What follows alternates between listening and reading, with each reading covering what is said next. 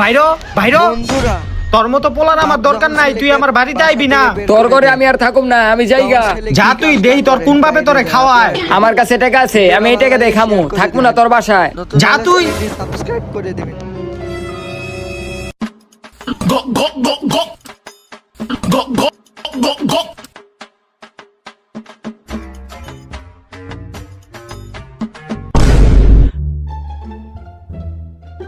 বাবা বাবা এই কেটে কেটে ওট ওট, কি হইছে তোর?